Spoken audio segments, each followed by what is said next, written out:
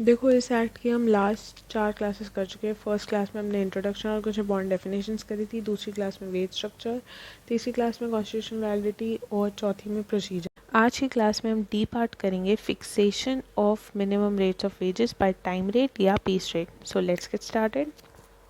सबसे पहले आगे सेक्शन 13, ये क्या कहता है कि भाई fixing hours for normal working day, मतलब कि गवर्नमेंट ना एक टाइम पीरियड फिक्स कर देती है कि भाई अगर मान लो जैसे गवर्नमेंट ने 8 घंटे फिक्स किया, तो 8 घंटे अगर किसी वर्कर ने काम किया तो उसको एक नॉर्मल वर्किंग डे यानी उसको एक फुल डे माना जाएगा।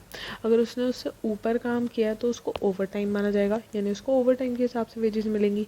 अगर उसने 8 घंटे से कम काम किया है तो उसको कम वेजेस मिलेंगी, राइट। तो वेजेस फिर किस तरह से देने, इसके लिए टाइम पीरियड सेट कर दिया जाता है। अब वो टाइम पीरियड क्या होता है, एक अडल्ट वर्कर के लिए जो फैक्ट्री में काम कर रहा है उसके लिए क्या टाइम पीरियड है कि भाई एक हफ्ते में तुम उससे 48 घंटे यानी 48 आवर्स से ज़्यादा काम नहीं करवा सकते, और तुम उसे एक वीकली हॉलीडे दोगे।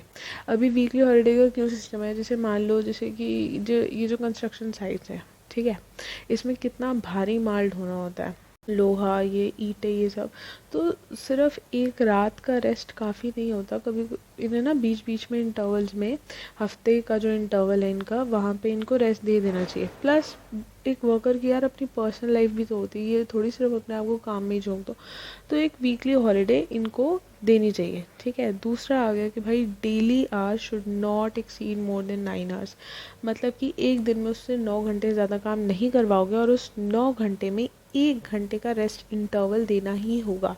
अब 1 घंटे का रेस्ट इंटरवल तुम्हारी मर्जी है, 1 घंटे को मतलब आधे आधे घंटे के 2 इंटरवल दे दो, 15 मिनट के 4 इंटरवल दे दो, पर 1 घंटे का रेस्ट इंटरवल देना ही होगा, ठीक है। नेक्स्ट आ गई भाई प्रोविजन ऑफ कॉम्पनसेटरी हॉलीडे या फिर over time wages if working on holiday. अब जैसे मैंने अभी बताया था कि एक वीकली हॉलीडे, एक छुट्टी का दिन देना ही है उसको। लेकिन मान लो कि कभी बार ऐसा होता है कि डेडलाइन आ गई, तो भाई एम्प्लॉयर ने कह दी यार ये वाला कंसाइनमेंट किसी भी तरह से करना है पूरा, तू आज आ जा, अगली बार छुट्टी ले लियो, ठीक है। अगली बार मतलब 2 दिन इकट्ठी छुट्टी ले लियो, मैं कुछ नहीं कहूँगा। तो कॉम्पनसेटरी हॉलीडे कि मतलब उससे आज काम करवाया तो अगले हफ्ते, जैसे मतलब मान लो उसकी एक छुट्टी होनी थी, उसको 2 छुट्टी दे दी, ठीक है। या फिर अगर कॉम्पनसेटरी हॉलीडे तुम नहीं दे रहे हो तो उसको तुम ओवर टाइम वेजेस दोगे, मतलब कि ओवर टाइम वेजेस क्या होती है, उसने फालतू काम किया ना, उस दिन उसका काम करना नहीं बनता था तो उसने ओवर टाइम बेसिकली करा है, तो उसको ओवर टाइम वेजेस देंगे। नेक्स्ट आएगा सेक्शन 14, जो ओवर टाइम की बात कर रहे थे हम।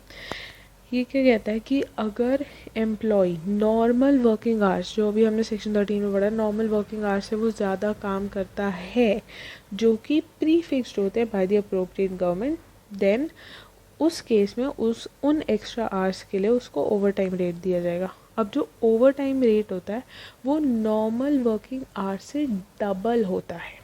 ओवर टाइम रेट क्या होता है, नॉर्मल वर्किंग आवर्स से डबल, मतलब मान लो 1 घंटे का 100 रुपये है, तो अगर ओवर टाइम उसने करा है यानी 9 घंटे अब उसके एक्सीड हो गए, मतलब मान लो उसने एक दिन 10 घंटे काम करा है, ठीक है, 9 घंटे से एक्सीड हो गया टाइम, तो उस 1 घंटे का अगर नॉर्मल वर्किंग आवर में उसको 100 रुपये मिलता था तो अब उसको 200 मिलेगा, ठीक है। यहाँ तो कोई डाउट नहीं है। नेक्स्ट आ गया तुम्हारा सेक्शन नंबर 15। सेक्शन 15 किस बारे में बात करता है कि भाई वेजेस ऑफ वर्कर जिसने नॉर्मल वर्किंग आवर से कम काम करा है, मतलब जो नॉर्मल डे है उससे उसने कम काम करा है। तो अब हमारे दिमाग में क्या आता है कि भाई उसने नॉर्मल डे से कम काम करा, उसकी तनख्वाह काट लो। लेकिन इसके 2 सिनेरियो हो सकते हैं, या तो एम्प्लॉयर्स फॉल्ट, या तो एम्प्लॉयर की गलती है। मान लो एम्प्लॉयर के पास काम ही नहीं है, तो एम्प्लॉयर ये नहीं कह सकता यार देख तू सारे दिन वेले बैठा था, कोई काम तो था नहीं, अब मक्खी मारने के मैं पैसे क्यों दूँ तेरे को। भाई मेरी गलती नहीं है, एम्प्लॉय पूरा दिन अपने टाइम से आया था और अपने टाइम पे ही वो वापस गया, उसने छुट्टी नहीं ली, उसकी कोई गलती नहीं थी ना, तेरे पास काम नहीं, तेरी गलती, तनख्वाह उसे तुझे पूरी देनी पड़ेगी, ठीक है। नेक्स्ट दूसरा आता है कि if he fails to work due to his own fault, ठीक है।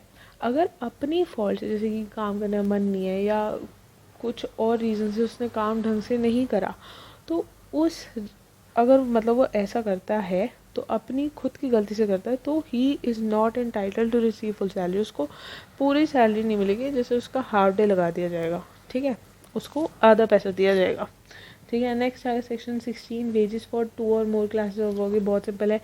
क्या कहता है कि अगर कोई वर्कर है वो more than 1 class of work में काम कर रहा है तो ये नहीं उसको एक ही कंसिडर कर लो और एक ही पेमेंट दे दो, दोनों की इंडिविजुअली पेमेंट देनी है। मतलब मान लो अगर कोई पर्सन है जो माल ढो रहा है, ठीक है, लेकिन साथ साथ वो उनका रिकॉर्ड भी रख रहा है कि इतना माल चला गया, इतना माल आ गया, ये वाला कंसाइनमेंट पूरा हो गया, ठीक है, इसमें इतना प्रॉफिट हमें बचा, ये मार्जिन है, ये ब्ला ब्ला, तो वो इन सब के रिकॉर्ड भी मेंटेन कर रहा है। तो वो 2 काम कर रहा है, राइट। तो उसको ये नहीं बोलोगे कि ये तो मेरे ही एम्प्लॉई है, चलो ये भी कर रहा है तो थोड़ा बहुत ये भी करा ले, नहीं, उसको 2 सेपरेट टास्क माने जाएंगे और दोनों की सेपरेट पेमेंट उसको करी जाएगी, ठीक है। नेक्स्ट आगे सेक्शन 17 क्या कह रही है कि भाई मिनिमम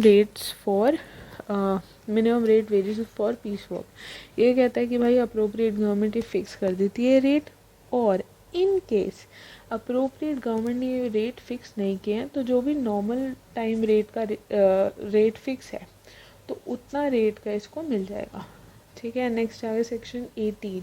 सेक्शन 18 और सेक्शन 19 बहुत इंपॉर्टेंट है। कई बार 5 नंबर का क्वेश्चन आता है कि what are the duties of the inspector, ठीक है, तो उसमें 18 19 दोनों लिखोगे तुम। 18 क्या कहता है, मेंटेनेंस और रजिस्टर एंड रिकॉर्ड। मतलब कि एम्प्लॉयर की ड्यूटी होती है एक रिकॉर्ड, एक रजिस्टर वो मेंटेन करता है। उसमें भाई जो एम्प्लॉयड पर्सन है कि वो कहाँ रहते हैं, वो उनका एड्रेस वगैरह, उसका नाम क्या है, ठीक है, उनको कितनी तनख्वाह दी गई है, उसके रिसीप्ट्स क्या है, ठीक है। Next section 19 inspector. इंस्पेक्टर ये बहुत इंपॉर्टेंट पॉइंट है। ये कौन होते हैं इंस्पेक्टर ना, बड़े ज़रूरी होते हैं। क्यों?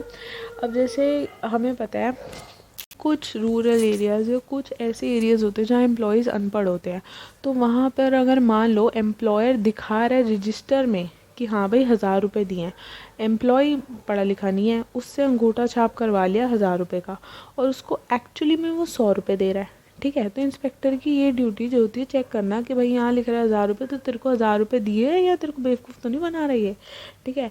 तो इंस्पेक्टर की ये ड्यूटी होती है ये सब चेक करना। इसकी क्या क्या ड्यूटी होती है कि भाई फैक्ट्री चल जाए एट रीजनेबल टाइम, जो अपनी रेगुलर इंस्पेक्शन के लिए एग्जामिन एम्प्लॉयर या एम्प्लॉई उनको एग्जामिन कर सकता है।